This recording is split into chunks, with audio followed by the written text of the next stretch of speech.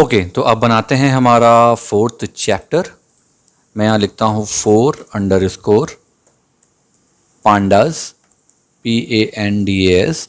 और इसमें मैं आपको CSV के बारे में बताता हूँ कि रीड CSV जो होता है उसके कितने सारे एब्रीवेशंस होते हैं, कितने सारे अलग अलग फंक्शंस होते हैं। ठीक है, मैं लिखता हूँ रीड CSV। ये एक्चुअली में थोड़ी सी काम की चीज़ है आपकी, और काफ़ी काम की चीज़ है, थोड़ी नहीं। ओके, तो थोड़ा सा ध्यान दीजिएगा, इसको अच्छे से समझिएगा। ठीक है, देखो रीड CSV क्या है, सबसे पहले तो ये समझते हैं। रीड CSV फाइल्स, ठीक, इतने तो हम समझदार हैं कि इससे समझ में आ रहा है कि ये CSV फाइल को रीड करने का एक फंक्शन है। ठीक है, तो देखो ये चीज़ को समझना आपको ज़रूरी है कि CSV फाइल में ही नॉर्मली डेटा को स्टोर क्यों किया जाता है। एक्सेल पे भी तो कर सकते हो, normal doc file, word file पे भी तो कर सकते हो। CSV ही क्यों यूज़ किया जाता है? आपने देखा होगा बहुत जगह होगा CSV क्यों? कोई भी डेटा वाला काम रहता है SQL पे, या नॉर्मली डेटा इंपोर्ट करना या उस पर कुछ मॉडिफाई करना, CSV का यूज़ कर सकते। क्यों? क्योंकि देखो सबसे पहले तो इसका फुल फॉर्म समझो आप। इसका फुल फॉर्म क्या होता है? कॉमा सेपरेटेड, ठीक है, फाइल्स। ठीक, इसका फुल फॉर्म है कॉमा सेपरेटेड वैल्यू, लेकिन इसको नॉर्मली फाइल से डिनोट किया जाता है। ठीक है, तो अभी आप देखो, सिंपल तरीका आपको बता रहा हूँ। ठीक है, it is a simple way to store the big and biggest data sets. Okay, hang का प्रॉब्लम जो है वो एक्सेल में ज़्यादा होता है, इसमें नहीं होता है। इसको स्पेशली डिज़ाइन किया जाता है कोई चीज़ को इंपोर्ट करने के लिए, कॉलम के थ्रू इंपोर्ट करना, किसी सॉफ्टवेयर में इंपोर्ट करना, कहीं पर इंपोर्ट करना, डिफाइन करना, इसीलिए ज़्यादातर इसको यूज़ किया जाता है। और सबसे अच्छी बात यह है क्योंकि जो CSV होती है ना, CSV, ठीक है, CSV फाइल कंटेन्स, मैं सब लिखता जा रहा हूँ साथ साथ में, प्लेन टेक्स्ट, EXT, सबसे पावरफुल चीज़। इसका कुछ भी खुद का कोई मॉडिफिकेशन या खुद का कोई बोलना चाहिए एक्सटेंशंस जो होते हैं ना, पर्टिकुलरली कि आपको इस तरह से रूल्स रेगुलेशंस प्रोटोकॉल्स पे काम करना है, ऐसा नहीं है। ये जो भी कुछ स्टोर करेगा ना वो एकदम प्लेन टेक्स्ट पे करेगा, ताकि हर एक सॉफ्टवेयर, हर एक लाइब्रेरी, कुछ भी इसको आसानी से एग्जीक्यूट कर पाए, आसानी से इंपोर्ट कर पाए। ठीक है, इसीलिए CSV फाइल का यूज़ किया जाता है। तो जो मैं एग्जांपल ले रहा हूँ अभी वो CSV फाइल के थ्रू लूँगा। ठीक है, और ये मैंने एक छोटी सी CSV फाइल बनाई है यहाँ पे, मैं इसको आपको एक्सप्लोरर पे दिखाता हूँ। ये व्यू को हम चेंज करते हैं, मीडियम आइकन पे करता हूँ। ये मैंने बनाया एक CSV फाइल, data.csv। ठीक है, ये फाइल है, इसके अंदर ये 4 डिक्शनरी है। अभी आप ऐसे ही समझो, पहली डिक्शनरी का पहला वाला ये, ठीक, 1 2 3 4, ठीक है, और इसके अंदर ये पूरी वैल्यूज़ हैं, ये पूरे डेटा सेट्स हैं। ठीक है, मतलब ये हमारे एरे की वैल्यू हो गई पूरी, और ये उसकी हेडिंग हो गई जो हमने वहाँ पे दिया था ना, कैल, ध्यान है, कैल हमने दिया था लास्ट वाले में। ठीक है, कैल ड्यूरेशन, ये सब कुछ है इस तरह से जैसा आउटपुट आता है आपका। तो ये मैंने एक बनाया हुआ है, इससे एग्जांपल लेते हैं सब कुछ। ओके, मैं इसको वापस वैसे ही कर देता हूँ डिटेल पे, इसको मैं बंद कर देता हूँ। ओके, ये यहाँ पे मैंने इंपोर्ट कर लिया, इसको उसी फोल्डर पे रखा हुआ है मैंने सेम, ये इसकी पूरी वैल्यूज़ है। अब इसको पहले हम लोड करेंगे, अब इस पे थोड़ा सा खेलते हैं कि कैसे काम किया जाता है। ठीक है, मैं आता हूँ रीड CSV पे। ओके, तो सबसे पहला काम क्या होता है, हमको CSV को लोड करना। ठीक, तो मैं यहाँ लेता हूँ एग्जाम्पल। ठीक है, यहाँ लिखता हूँ loading the CSV into a data frame. सबसे पहला काम हमको ये करना है। कैसे करना है? आप पहले तो इंपोर्ट करोगे, है ना, इंपोर्ट पांडास एज PD कर दो। अब यहाँ पर आप एक ले लो DF के नाम से ले लो, डेटा फ्रेम। ठीक है, इज इक्वल टू, आप यहाँ कर दो PD, ठीक, डॉट, मैंने बताया था रीड CSV, READ, ये देखो आ गया रीड CSV। इसके अंदर बस आपको क्या करना है, single inverted comma, double inverted comma दोनों यूज़ कर सकते हो, बट मैं रिकमेंड करूँगा सिंगल। रीज़न ये होता है कि जब हम एसक्यूएल या कोई भी डेटा इंटीग्रेटेड सॉफ्टवेयर या आईडी पे काम करते हैं ना, आप कोशिश करो सिंगल और डबल में सिंगल का यूज़ करो इंपोर्टिंग के लिए। ये मेरा रिकमेंडेशन है, मैंने एक्सपीरियंस किया हुआ है, कुछ कभी कभी कॉन्फ्लिक्शंस होते हैं, इसलिए बस मैं बोल रहा हूँ। ठीक है, मैं यहाँ लिखता हूँ डेटा।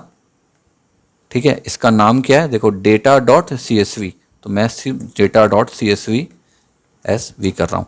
अगर मैं यहाँ पूरा फुल करूँगा तब भी ये आएगा। जैसे अगर मैं इसको एक्सप्लोरर पे रिवील करता हूँ और यहाँ पर इसको क्लिक करता हूँ, इसको अगर मैं कॉपी करके सीधे यहाँ पे पेस्ट कर दूँ पूरा फुल पाथ, तब भी ये एग्जीक्यूट होगा। लेकिन क्या होता है, अगर आप इस फोल्डर को लेके किसी दूसरी मशीन पे चले गए और आपने ये पाथ दिया हुआ है तो वो नहीं लेगा। इसीलिए मैं आपको बोल रहा हूँ आप लोकल करो, क्योंकि आप जब फोल्डर कॉपी करोगे तो डेटा CSV भी साथ में कॉपी होगा, है ना, तो इसलिए आप लोकल करो इसको। ओके, अब बस मुझको नीचे आना है।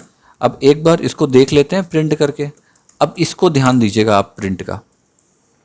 देखो मैं यहाँ क्या कर रहा हूँ, DF जो मेरा वेरिएबल है डॉट डॉट। ठीक है, अब मैं यहाँ पर एक इसका अलग से एक मेथड यूज करूँगा, इसको हम कहते हैं टू स्ट्रिंग। ठीक है, टू अंडरस्कोर ST, ये देखो आ गया टू स्ट्रिंग। ठीक है, ये क्या है basically to string? To string का मतलब होता है कि आप पूरे के पूरे डेटा फ्रेम को प्रिंट करना चाहते हो।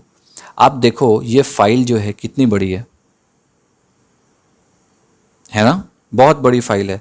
कई बार क्या होगा, आपका जो IDE है, ये जो है इंटीग्रेटेड डेवलपमेंट एनवायरनमेंट, या फिर आप जो फंक्शन यूज़ कर रहे हो, प्रिंट कमांड यूज़ कर रहे हो, कई बार वो सब चीज़ों को प्रिंट नहीं करता। अगर बहुत बिग डेटा होता है तो प्रिंट नहीं करेगा, वो आपको जस्ट रोज कॉलम के हिसाब से आपको दिखाएगा इतने डेटा हो सकते हैं। इसी के लिए तो हम पांडास का यूज़ करते हैं, हमको एक एक चीज़ें जाननी है अच्छे से। नॉर्मली ऐसा नहीं होगा, पाइथन में आप नॉर्मली करोगे तो आपको बहुत लिमिटेशन में डेटा आउटपुट आएगा। ठीक है, इसलिए आप यहाँ पे टू स्ट्रिंग का यूज़ करो। अब टू स्ट्रिंग जब आप यूज़ करोगे तो ऐसे लिखना नहीं है, आप यहाँ पे इसका फंक्शनाइज करोगे इसको, इसका ध्यान रखना। ठीक है, अदरवाइज ये काम नहीं करेगा। ओके, तो मैं इसको एक बार प्रिंट करता हूँ। देखो देखो मेरे पास पूरे डेटा आ गए यहाँ पे, देखो कितने सारे हैं, सारा का सारा लोड हो गया, मतलब आउटपुट में आ गया। इसका मतलब डेटा CSV मेरा लोड हो गया है DF के अंदर पे। ओके, मैंने DF पे प्रिंट किया ना, तो DF के अंदर ये लोड हो गया सब।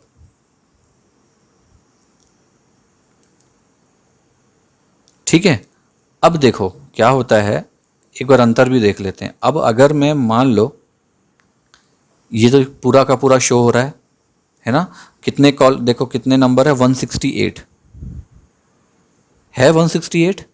ठीक है, अब आप देखो अगर मैं यहाँ पर टू स्ट्रिंग ना लगाऊं, अंतर देखते हैं। एक मिनट, एक काम करता हूँ, इसको पूरा कॉपी करता हूँ, यहाँ पेस्ट करता हूँ, loading the CSV into the data frame, यहाँ लिखते हैं। ठीक है, यहाँ पर करते हैं विथ टू स्ट्रिंग STRING। ठीक है, विथ टू स्ट्रिंग, और यहाँ पर हम करते हैं इसको विदाउट टू स्ट्रिंग। ठीक, मैं इसको हटा देता हूँ। अब आप अंतर देखो, क्योंकि ये क्वेश्चन उठता है ना। देखो कितना आया आपके पास, देखो किस तरह से आया, ये कैलोरी डॉट डॉट डॉट कर दिया, फिर लास्ट के देखो 5 रोज दिखाया, फर्स्ट के 5 रोज दिखाया। ये 5 है ना, देखो 0 1 2 3 4 5 में थे, तो इंडेक्सिंग के हिसाब से 5 हुआ, स्टार्टिंग का 5 और एंडिंग का 5। ये देखो बस इसने इतना ही दिखाया है, समझ गए? इसीलिए आप टू स्ट्रिंग मेथड का यूज़ करोगे ताकि आपको ये पूरी वैल्यू प्रॉपर तरीके से शो अप हो। अभी क्लियर है? तो ये गलती नहीं करना, केवल उसको डायरेक्ट प्रिंट नहीं करना, टू स्ट्रिंग देना है। ओके, चलो अब इसको थोड़ा सा और ब्रीफ करते हैं। अब मैं आपको बताता हूं, एक इसका फंक्शन होता है जिसको हम कहते हैं मैक्स अंडरस्कोर रोज। ठीक है, ये क्या करेगा मालूम, देखो कितने नंबर हैं रोज के, ठीक है, ये तो हमने यहां पर देखा, ठीक है, लेकिन अगर आपको हर चीज़ें रिटर्न पे चाहिए तो यहाँ देखने से, ये तो हमने देखा ना, पाइथन ने थोड़ी देखा है, या पांडास ने थोड़ी देखा है, या किसी सॉफ्टवेयर ने थोड़ी देखा है। हमने कहीं इसको शो ऑफ किया, कहीं पर इसको लॉक किया, कोई वेरिएबल इसको डिफाइन किया कि 168 रोज है, नहीं किया ना, तो इसको निकालना तो पड़ेगा ना आपको। तो देखो उसको निकालने के लिए मैक्स रोज का एक ऑप्शन होता है हमारे पास, हम ये चेक कर सकते हैं कि इसमें मैक्सिमम रो कितनी है, ठीक है। तो इसके लिए क्या करोगे, मैक्सिमम रोज निकालने के लिए हम क्या करते हैं, मैं यहाँ पर मैं लिखता हूँ, ठीक है, कि you can check the maximum,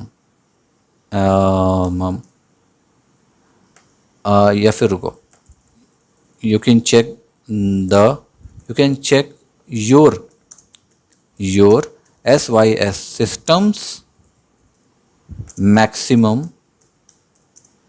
rows, ठीक है, विथ ऐसे कर देता हूँ। अब नीचे आपको बताता हूँ ये कैसे होता है, ओके। तो देखो सबसे पहले काम आपको ये करना रहता है कि आपको ये चीज़ पता होनी चाहिए, हर एक कंप्यूटर, हर एक सिस्टम, हर एक सर्वर की अपनी खुद की एक कैपेसिटी होती है। अभी हम डेटा फ्रेम की बात नहीं कर रहे हैं, ठीक है। हर एक सिस्टम, हर एक सर्वर, या जहाँ पर जो आपका IDE है, उसकी सबकी कॉन्फ़िगरेशन के हिसाब से एक कैपेसिटी होती है कि वो कितना डेटा रोज़ हैंडल कर पाता है। जैसे मुझे ये जानना है कि मेरे सिस्टम की मैक्सिमम रोज़ कैपेबिलिटी कितनी है, पहले आपको ये समझना पड़ेगा, ठीक है, वो कितने रोज़ को हैंडल कर पाएगा। जैसे देखो इसने अभी यहाँ पर मैंने किया ना, तो यहाँ पे जैसे इसने 168 रोज़ दिखाया, यहाँ पर देखो इसने 5 दिखाया, तो मुझे ये कंफर्म करना है कि ये कितनी होती है। तो अब मैं क्या करता हूँ, यहाँ पर सबसे पहले तो मुझको चेक करने के लिए इंपोर्ट करना है, इंपोर्ट पांडास एज PD, क्योंकि ये एक पांडास का ही फंक्शन है, मुझे यहाँ प्रिंट करना पड़ेगा, ठीक, प्रिंट, ओके। अब मैं यहाँ पे लिखता हूँ PD फॉर पांडास, ठीक। अब यहाँ पे लिखता हूँ ऑप्शंस, ये देखो आ गया ऑप्शंस, ठीक। अब मैं इसको क्लिक करके फिर इस पे लिखूंगा डॉट। अब यहाँ पे करता हूँ डिस्प्ले, डिस्प्ले आया नहीं, डॉट मैक्स, ठीक है, यहाँ पे रोज, क्लियर। इसको मुझको एग्जीक्यूट करना है, मैं एक बार एग्जीक्यूट करता हूँ, क्योंकि ये शो क्यों नहीं कर रहा वो समझना पड़ेगा, ठीक है। ये देखो यहाँ पे आ गया मेरे पास कि मैं कितनी रोज मैक्सिमम कर सकता हूँ, 60, ठीक है। ये देखो ये शो हो रहा है 60, मैं 60 रो कर सकता हूँ अपने सिस्टम पर। मतलब क्या हुआ इसका, कि अगर कोई डेटा फ्रेम की रो 160 से ऊपर है, जैसे इसमें देखो 168 थी, तो इसलिए मैंने टू स्ट्रिंग का यूज़ किया, तो इसने पूरा दिखाया, ठीक है। तो मैक्सिमम रोज मेरे सिस्टम पे कितनी हो सकती है, 60। मतलब डेटा फ्रेम जो 60 रोज से ऊपर लेगा उसके लिए मुझे ये प्रॉब्लम है, ठीक है। तो आपको पूरा स्ट्रिंग के थ्रू करना पड़ेगा, और अगर आप DF करते हो तो आपको पहला 5 लास्ट का 5 यही शो करेगा,